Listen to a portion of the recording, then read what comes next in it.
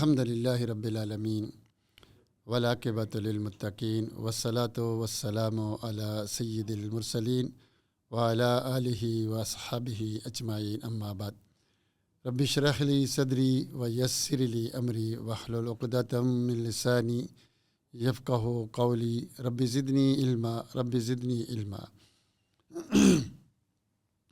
وللہ الاسماء الحسنی فادعوہ بہا وذروا الذین یلحدون فی اسمائہ سیجزون ما کانوا یعملون۔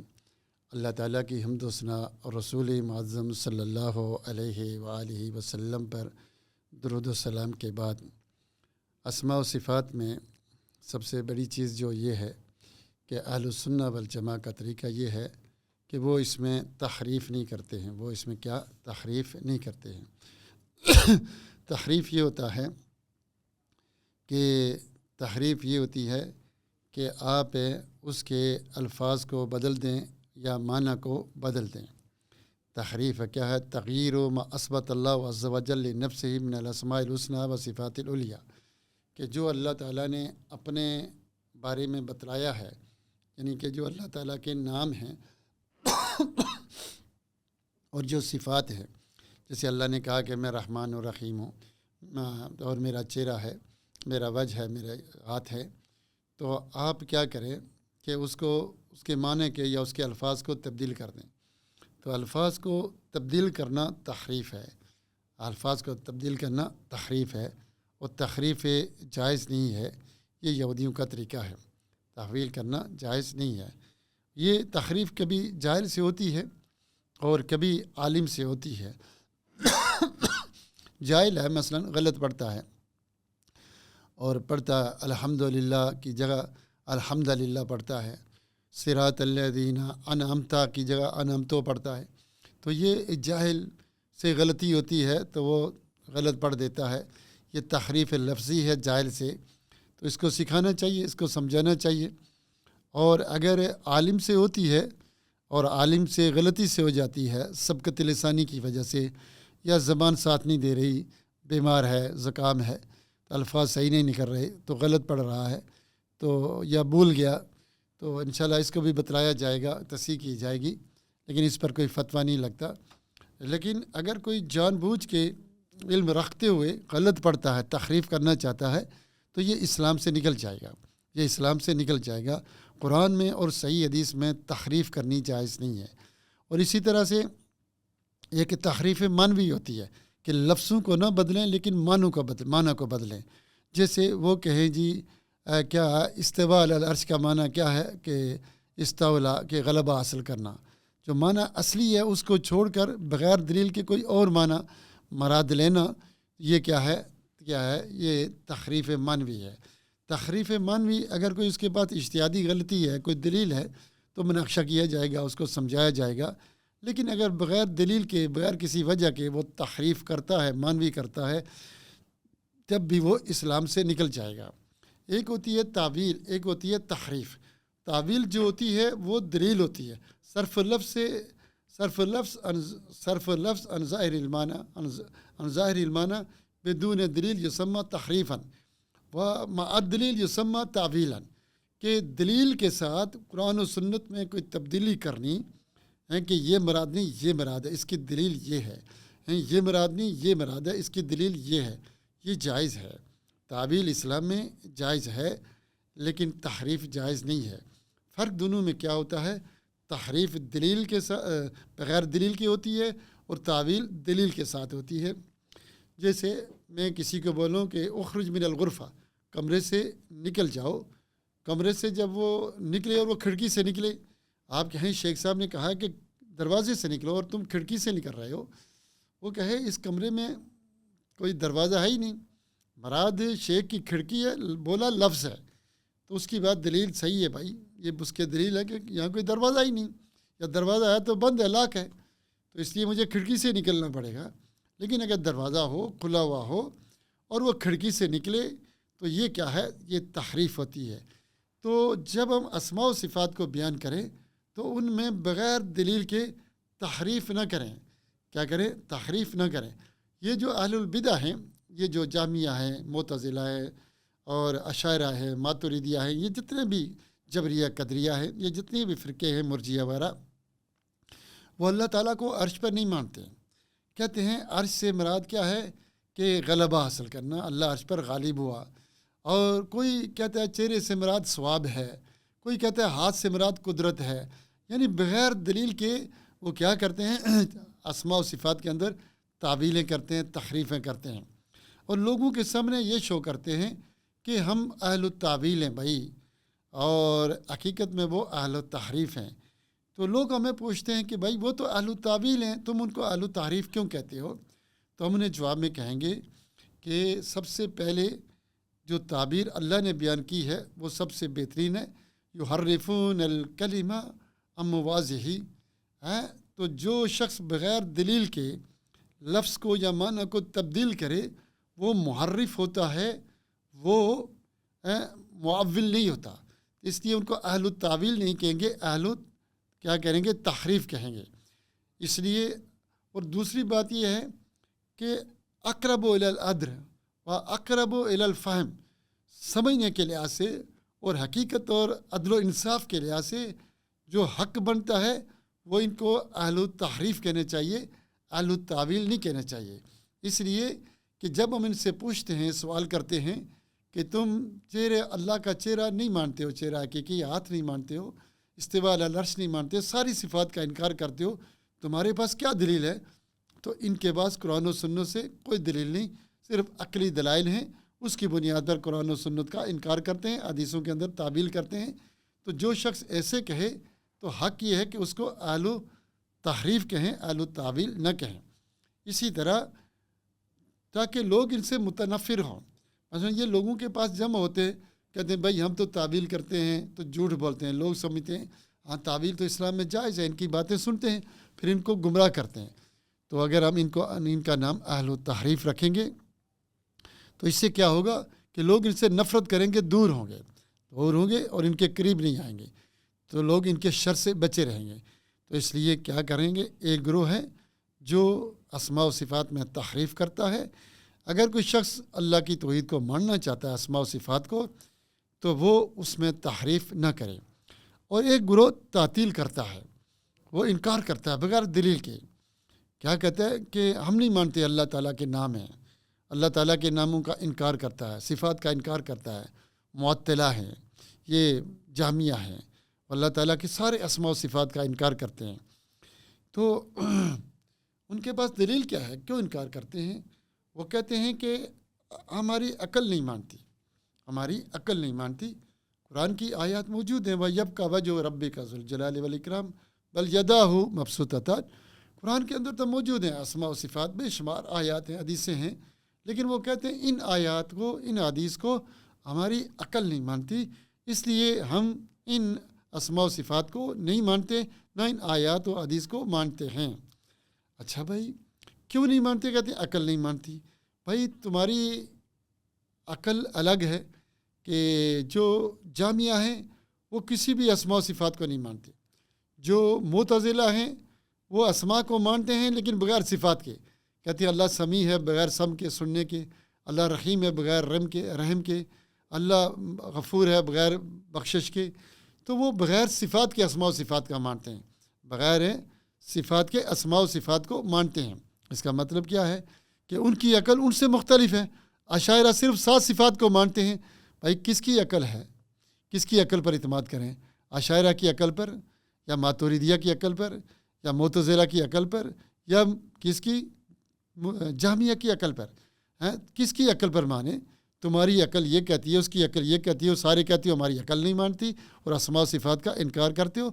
پھر تم نے لا الہ الا اللہ محمد رسول اللہ پڑھا ہے، عقلی رسول اللہ تو نہیں پڑھا ہے کہ محمد صلی اللہ علیہ وسلم جو دین لے کر آئیں گے اس کو قبول کریں گے، نہ کہ عقلی رسول اللہ پڑھا ہے کہ قرآن کو، حدیث کو جو ہماری عقل کے مطابق ہوں گی مانیں گے، جو نہیں مانیں گے تو نہیں مانیں گے. یہ تو کھلا ہوا کفر ہے. اور یہ بات بھی بتا دیں کہ عقل سلیم کبھی نقل صحیح کے خلاف نہیں ہوتی. عقل سلیم کبھی نقل صحیح کے خلاف نہیں ہوتی ہے. قرآن میں جیسے 2 آیات آپس میں نہیں ٹکراتی، 2 حدیثیں نہیں ٹکراتی، اسی طرح عقل سلیم اور فطرت سلیم بھی کبھی کسی آیات اور کسی حدیث کے خلاف نہیں ہوتی ہے، اس لیے ان کی بات یہ بالکل غلط ہے۔ اور اسی طرح کچھ لوگ یہ کہتے ہیں کہ اگر ہم اللہ رب العزت کے اسماء و صفات کو مان لیں تو یہودیوں نے اور عیسائیوں نے اللہ تعالیٰ کے 3 نام رکھے، 3 الہ بنائے۔ عیسائیوں نے اللہ تعالیٰ کے 3 اب، روح القدس اور ابن 3 بنائے تو اللہ نے ان کو کافر کہا۔ تم نے 99 الہ بنا لیے کہ نام رکھنے سے یہ لازم آتا ہے تعدد الآلیہ، کہ اگر ہم اللہ تعالیٰ کے اسماء نام رکھیں گے کہ اللہ کے 99 نام ہیں تو اس سے یہ لازم آئے گا کہ 99 الہ ہیں، تو اس لیے یہ کیا ہوتا ہے، ہم یہ نہیں نام رکھیں گے اللہ تعالیٰ کے، یہ دلیل دیتے ہیں۔ بھائی 99 نام جو ہے اللہ تعالیٰ کے نام ہیں، یہ قرآن میں آیا ہے، اور شرک سے کوئی اور الہ نہیں، اس کی نفی بھی قرآن میں ہے۔ اگر ان دونوں میں تعارض ہوتا، اس سے شرک لازم ہوتا، تو یہ دونوں آیتیں قرآن میں نہ ہوتی، یعنی اسماء و صفات کا ذکر قرآن میں نہ ہوتا اور شرک کی نفی کا ذکر بھی قرآن میں نہیں ہوتا۔ قرآن میں شرک کی نفی کا کہ اللہ کے علاوہ کوئی الہ نہیں، لا الہ الا اللہ قرآن میں ہے، اور اسماء و صفات بھی قرآن میں ہیں، تو کیا قرآن آپس میں ٹکراتا ہے؟ نہیں، ہرگز نہیں ٹکراتا۔ تو اس سے یہ لازم نہیں آتا، یہ تمہاری عقل خراب ہے، اس کو ٹھیک کرانے کی ضرورت ہے۔ جن کو اللہ گمراہ کر دے اس کو کوئی ہدایت نہیں دے سکتا۔ اسی طرح یہ بھی کہتے ہیں کہ اگر ہم اسماء و صفات کو مانیں تو اس سے تمثیل لازم آتی ہے، اور یہ تمثیل کرنا بہت بڑا شرک ہے۔ یعنی اللہ کا چہرہ ہے تو پھر چہرہ مانیں گے تو پھر وہ مخلوق جیسا ہوگا، اللہ کا ہاتھ مانیں گے تو مخلوق جیسا، اللہ سنتا ہے تو اس سے یہ لازم آئے گا کہ مخلوق کی طرح سنتا ہے، کہتے ہیں اس سے تمثیل لازم آ جائے گی۔ تو اس وجہ سے انہوں نے اسماء و صفات کا انکار کیا، اور یہ ساری باتیں غلط ہیں۔ اسماء و صفات کو ثابت کرنے سے نہ تمثیل لازم آتی ہے، کیوں کہ تمثیل کی نفی قرآن میں ہے اور اسماء و صفات کا ذکر قرآن میں ہے۔ اگر دونوں میں تعارض ہوتا تو دونوں چیزیں قرآن میں نہ ہوتی، تو اس لیے نہ تعدد الآلیہ ثابت ہوتا ہے، نہ تمثیل لازم آتی ہے، اور نہ یہ عقل کے خلاف ہے، نہیں، یہ عین عقل کے مطابق ہے۔ تو جو شخص اسماء و صفات کا مانے، جو قرآن اور حدیث میں آ گیا تو نہ اس میں تحریف کرے نہ اس کا انکار کرے۔ کچھ لوگ ہیں وہ کہتے ہیں کہ ہم نہ انکار کرتے ہیں نہ تمثیل کرتے ہیں، نہ ہم اہل السنہ کی بات کرتے ہیں کہ اللہ کا چہرہ ہے جیسے اس کو زیب دیتا ہے، اللہ کا ہاتھ ہے جیسے اس کو زیب دیتا ہے، نہ ہم کہتے ہیں چہرے سے مراد ثواب ہے، ہاتھ سے مراد قدرت ہے، نہ ہم اہل البدع کی بات کرتے ہیں نہ ہم اہل السنہ کی۔ ہم یہ معاملہ اللہ کے سپرد کرتے ہیں۔ تفویض کا معنی فوض یفوض تفویضاً، کہ اللہ کے حوالے کیا، اللہ کو خوب پتہ ہے، ہمیں نہیں پتہ۔ تو ابن تیمیہ، ابن قیم اور اہل السنہ والجماعہ ان کو یعنی بڑا مجرم جانتے ہیں، اہل التعطیل اور اہل التحریف سے بھی بڑا، کیونکہ انہوں نے بھی تعطیل ہی کی۔ جو صحیح معنی ہے اللہ کا اس کو نہیں مانا، کہ اللہ کا چہرہ ہے، اللہ سنتا ہے، دیکھتا ہے، اللہ کے ہاتھ ہیں، اللہ آسمان دنیا کی طرف نزول کرتا ہے، وجاء ربوں کا، اللہ آتا ہے جیسے اس کا زیب دیتا ہے، کتنی آیات ہیں۔ تو انہوں نے یہ کہہ کر کہ ہم نہ یہ کہتے ہیں نہ یہ کہتے ہیں، یہ معاملہ اللہ کے علاوہ، یہ بھی انہوں نے بہت بڑا کفر کیا ہے جو جائز نہیں ہے۔ تو نہ اہل السنہ والجماعت تحریف کرتے ہیں اور نہ تعطیل کرتے ہیں، انکار کرتے ہیں، اور نہ ہی تفویض کرتے ہیں، اور نہ ہی تمثیل کرتے ہیں، نہ ہی تکییف کرتے ہیں۔ تکییف کیا ہوتا ہے کہ آپ اسماء و صفات کو مانیں لیکن تکییف کریں کہ اللہ کا چہرہ ہے لیکن اس طرح کا ہے، اس میں یہ صفات ہیں، اللہ کا چہرہ ہے ایسا ایسا ہے، اللہ کا ہاتھ ہے ایسے ایسے، اللہ سنتا ہے ایسے ایسے، یعنی اس کی کیفیت بیان کریں، اللہ کی صفات کی کیفیت بیان کریں۔ تو اہل السنہ والجماعہ کیفیت بھی بیان نہیں کرتے، کیونکہ اللہ غائب ہے، بغیر علم کے تم نے اللہ کو دیکھا نہیں، کیسے تم تکیف کر سکتے ہو؟ وَلَا تَقْفُ مَا لَيْسَ لَكَ بِهِ علم، جس کا تمہیں علم نہیں ہے وہ بات نہ کہو اللہ کے علاوہ، اللہ کے اوپر۔ یہ بہت بڑا جرم ہے، شرک سے بڑا گناہ ہے کہ اللہ کے اوپر یہ کوئی ایسا جملہ بولنا، ایسی بات کہنا کہ اللہ ایسا ایسا ہے، اور اس کی دلیل تمہارے پاس قرآن میں اور صحیح حدیث میں موجود نہ ہو، یہ بہت بڑا جرم ہے۔ تو اس لیے اہل سنت تکییف بھی نہیں کرتے اور تمثیل بھی نہیں کرتے۔ تمثیل کیا ہوتا ہے کہ آپ کہیں اللہ کا چہرہ ہے لیکن نبی صلی اللہ علیہ وسلم کے چہرے کی طرح ہے۔ تمثیل کا معنی کہ اس کی صفات اس میں پوری کی پوری پائی جاتی ہے، جیسے یہ ہاتھ اس ہاتھ کی طرح ہے، یہ رخسار اس رخسار کی طرح ہے، ٹھیک ہے، یہ موبائل اس موبائل کی طرح ہے. تو یعنی بالکل ساری کی ساری صفات اس کی اس میں پائی جائے ہیں، اس کی اس میں پائی جائے. تو یہ اہل السنہ والجماع تمثیل بھی نہیں کرتے. کیوں؟ قرآن میں اللہ کہتا ہے فلا تضربوا للہ الامثال لیس کمثلہ شیء. اللہ منع کرتا ہے تمثیل کرنے سے، اس لیے اہل السنہ جہاں تکییف نہیں کرتے اسی طرح وہاں تمثیل بھی نہیں کرتے. تمثیل کی 3 قسمیں.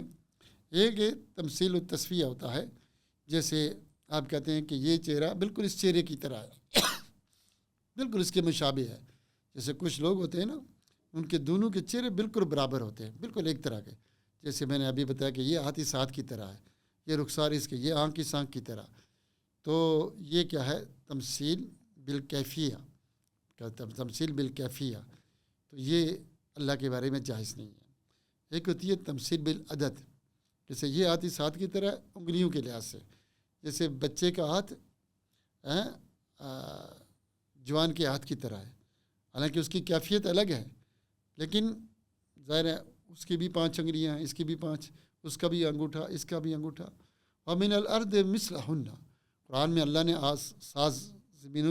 7 آسمانوں کا ذکر کیا سورہ طلاق میں، پھر فرمایا وَمِنَ الْأَرْضِ مِثْلَهُنَّ، کہ زمین بھی اسی طرح ان کی طرح ہے، اور وہ تعداد میں ہے، یعنی زمینیں بھی 7 ہیں. حدیث میں آتا ہے 7، لیکن قرآن میں کیا لفظ ہے؟ مثلہن. تو 7 زمینیں آسمان میں تعداد کے لحاظ سے ہیں. تو یہ دونوں تمثیل کی قسمیں، تمثیل بالعدد اور تمثیل بالکیفیہ، یہ جائز نہیں. کوئی کہے اللہ کا چہرہ فلاں چہرے کی طرح ہے، چونکہ اللہ تعالیٰ کے کیا ہیں چہرہ ہوتا ہے، چہرہ مخلوق کی طرح ہے. تو اللہ کے بھی 2 رخسار ہیں، اللہ کی بھی ناک ہے، اللہ کے بھی دانت ہیں. تو یہ جائز نہیں ہے. تمثیل کرنی عدد میں، تمثیل کرنی کیفیت میں، یہ جائز نہیں ہے، یہ جائز نہیں ہے. تمثیل اولویہ یہ جائز ہے. تمثیل اولویہ کیا ہوتی ہے؟ ان یکون فرع اولا من الاصل. فرع جو ہے اصل سے زیادہ قوی ہو. جیسے ہم کہتے ہیں ولا تقل لہما اف، ماں باپ کو اف بھی نہ کہو. ایک آدمی کہتا ہے میں اف نہیں کہتا لیکن میں تھپڑ مارتا ہوں. تو ہم کہتے ہیں بھائی اگر اف کہنا جائز نہیں تو تھپڑ مارنا بالولا جائز نہیں. اصل کیا ہے یہاں؟ اف. تھپڑ مارنا فرع ہے. فرع کو اصل پہ قیاس کیا. فرع جو ہے زیادہ طاقتور ہے کس سے؟ اصل سے. تو اس لیے تمثیل الاولویہ اللہ کے حق میں جائز ہے. کیوں؟ اللہ دیکھتا ہے، اللہ سنتا ہے، اللہ کا چہرہ ہے. مخلوق کے لیے چہرہ ہونا، ہاتھ ہونا، دیکھنا سننا جاننا، یہ فضیلت ہے. جب مخلوق کے لیے فضیلت ہے تو اللہ کے لیے بالاولیٰ فضیلت ہے. اور مخلوق کے لیے نہ سننا نہ دیکھنا چہرہ نہ ہونا یہ عیب ہے. تو اللہ کے لیے بالاولیٰ عیب ہے، اللہ کے لیے بالاولیٰ عیب ہے. تو تمثیل الاولویہ اللہ کے حق میں جائز ہے کہ ایک کمال مطلق ہے مخلوق کے لیے، تو اللہ کے لیے بالاولیٰ جائز ہے، اللہ کے لیے بالاولیٰ جائز ہے. تو اس لیے تمثیل کی 3 قسمیں ہیں. تمثیل کیا ہے؟ تصفیہ عدد، یہ جائز نہیں کہ کوئی کہے گی اللہ کا چہرہ ہے تو مخلوق کا چہرہ ہے، تو اب چہرہ ہے تو اللہ کے 2 کان بھی ہوں گے، 2 رخسار بھی ہوں گے، ناک بھی ہوں گے، پیشانی بھی ہوگی، داڑھی بھی ہوگی. نہیں نہیں، اللہ کو مخلوق پر قیاس نہیں کر سکتے، اور نہ کیفیت کے لحاظ سے. اس لحاظ سے ہاں تمثیل الاولویہ جائز ہے. وَلِلَّهِ الْمَثَلُ الْأَعْلَىٰ. اللہ کے لیے مثل اعلیٰ جائز ہے کہ اگر مخلوق سنتی ہے دیکھتی ہے تو اللہ کو بالاولیٰ سننا چاہیے. تو اہل السنہ والجماع جب اسماء و صفات کو مانتے ہیں تو وہ تحریف نہیں کرتے، تعطیل نہیں کرتے، تفویض نہیں کرتے، تکییف نہیں کرتے، اور تمثیل نہیں کرتے، تشبیہ نہیں کرتے. تو جب بھی ہم اسماء و صفات کو پڑھیں، یعنی اللہ کی توحید کو پڑھیں، تو ان چیزوں کو سامنے رکھیں. یہ ساری جو چیزیں میں نے ذکر کی ہے ان کو 1 گھنٹے کا درس ہو پھر تفصیل سے سمجھ آئیں گی. اتنی جلدی تو بہت مشکل سے سمجھ آئیں گی. میں نے چند باتیں کر دی ہیں، لیکن جب بھی آپ پڑھنا چاہیں تو قرآن و سنت میں یعنی مختلف کتابیں جب آپ پڑھیں گے تو ان چیزوں کو تفصیل سے پڑھیں. پھر اس عقیدے سے کہ پڑھیں کہ میں اللہ کی آیات میں یعنی اسماء و صفات میں نہ تحریف کروں گا، نہ تعطیل کروں گا، نہ تفویض کروں گا، نہ تمثیل کروں گا، نہ تکییف کروں گا، نہ تشبیہ، ان سب چیزوں سے دور رہوں گا۔ پھر جا کر آپ توحید کی ابتدا کریں گے، الف با تا سا۔ اس کے بغیر آپ توحید کو سٹارٹ ہی نہیں کر سکتے، چونکہ اہل البدع کوئی مفوضہ ہے، کوئی مشبیہ ہے، کوئی ممثلہ ہے، کوئی کیا ہے۔ اللہ تعالیٰ سے دعا ہے قرآن و سنت کو سمجھنے، اس پر عمل کی توفیق دے، آمین۔